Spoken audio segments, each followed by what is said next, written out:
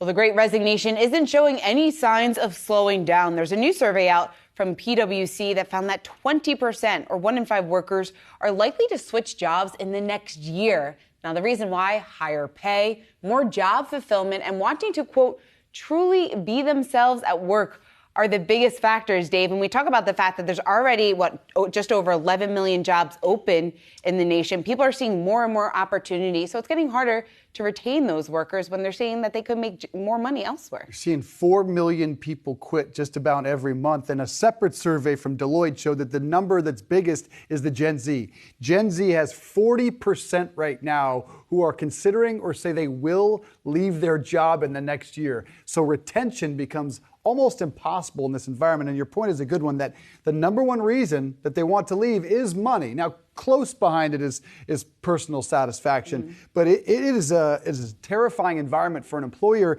35%, if you're a boss right now, listen, 35% of your employees say they are going to ask for more money in the next year, and they feel empowered to do so because of the numbers you mentioned earlier. There are so many open jobs, and people feel comfortable leaving.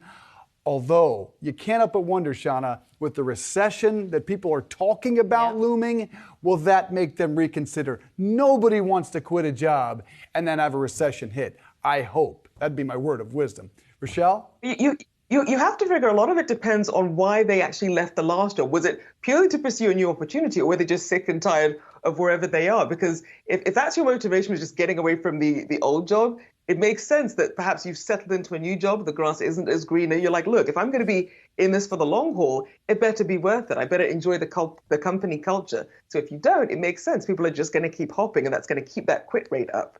Yeah, you can't get emotional about it because you don't want to have that regret once you leave a company and then return. But some people do it. The Boomerangers. The Boomerangers. Yeah, that's a huge number of these people right now. They are going right back. Look, I'm a job hopper in the last couple of years, so I can attest.